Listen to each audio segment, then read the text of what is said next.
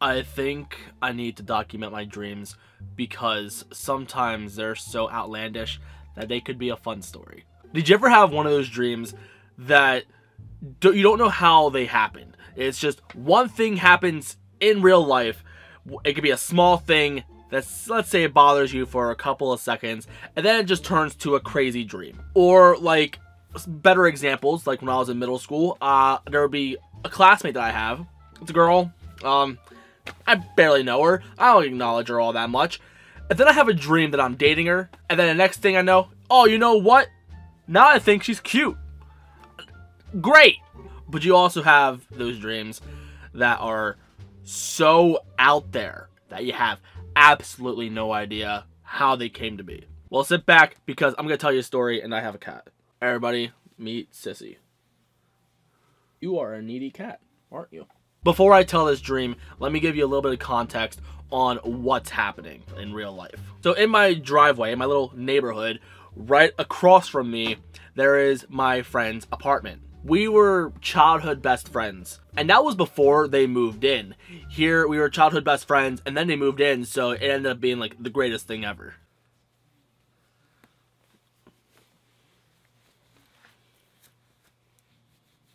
Sissy, you are making this very difficult. You know that?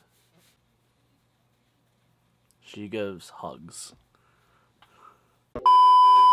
Anyways, so my childhood best friends now live in this apartment, and it's absolutely great. So this dream takes place in said apartment. But in this dream, someone else lives there. So my mother and I go up to this apartment because apparently there's like a 50 or 60-year-old lady that lives up there. From what I remember, the way the old lady looked like was like probably some lady from like Family Guy, but I haven't seen her in Family Guy in forever. So I don't know if that triggered it or not. It couldn't have been because I haven't watched it in forever. So we go up there, and I guess this lady has 2 grandkids or a niece and a nephew. I don't know what they are. I know they're too young to be her kids, but I know it's just the 3 of them in this apartment. There's a girl, let's say she's about 13 or 14.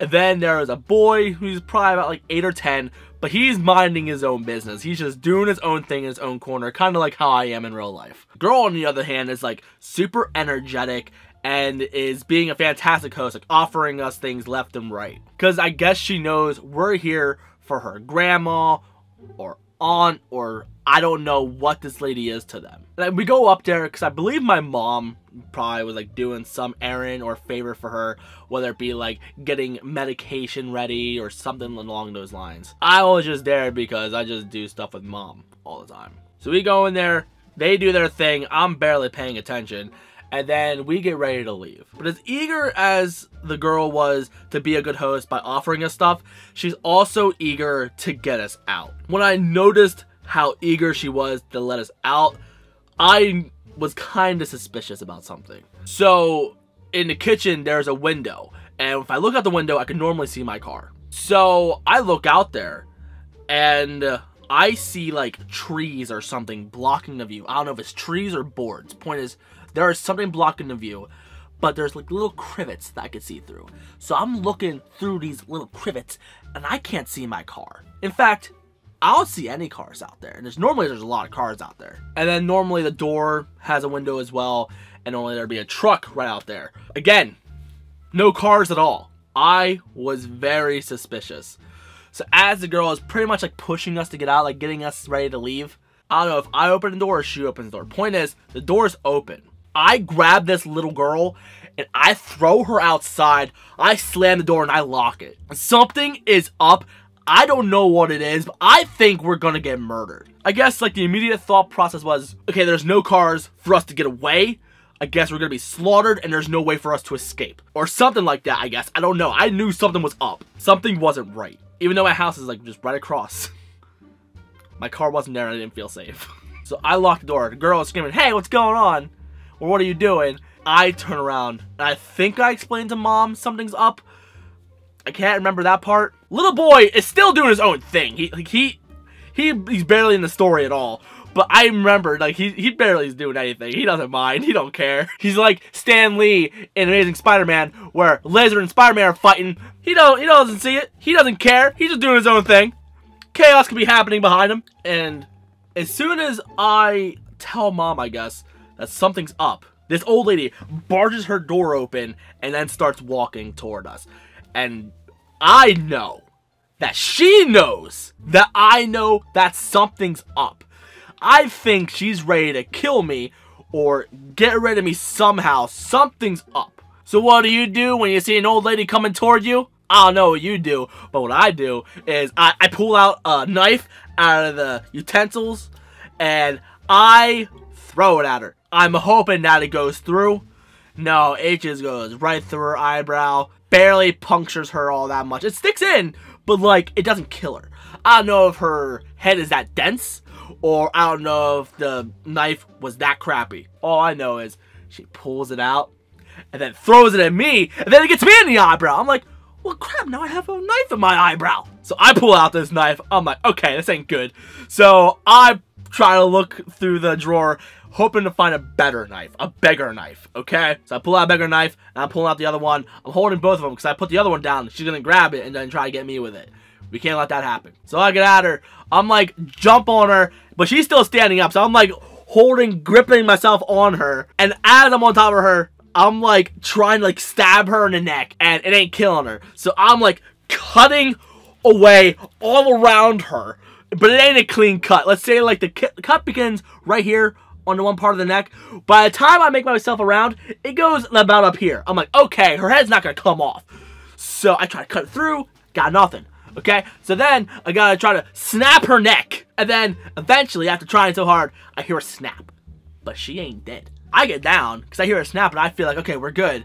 No. Somehow, by the way, the little girl gets back in the house. I don't know if she got into the window or if she knows secret places on how to get in and out because they're so used to murdering people. I don't know.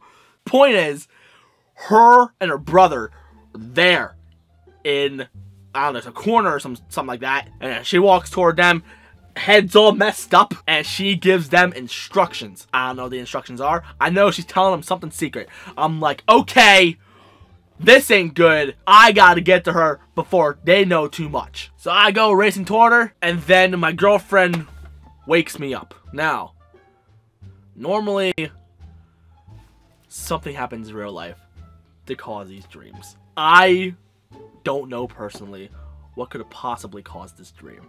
I work retail, but because of this whole pandemic that's happening currently, I haven't worked in a little over a month, I think. I don't deal with a lot of nasty people. Some elderly people bother me every once in a while, but not to the point where I want to cut their heads off. Not to the point where I think they're gonna kill me. I'm gonna bring this up to my counselor. I don't know how she's gonna feel about it. I tell this to my mom. She thought it was a crazy dream. I'm telling my friends as they're drinking, and they thought it was freaking whack. Now, I want to know what you guys think in the comments. I'm baffled. I got nothing. But I think if I have more fun dreams or outlandish dreams, if you like these, I might do some more. Let me know in the comments if you want to see more videos like this. I just thought this dream was so out there and whacked that I believe it did belong on a video. And with that said, that's it. If you're new and you like what you saw, you know what to do. I got Snapchat, Instagram, whatever in the description. If you want to follow me on that, by all means. My name is Kyle, and thank you for watching.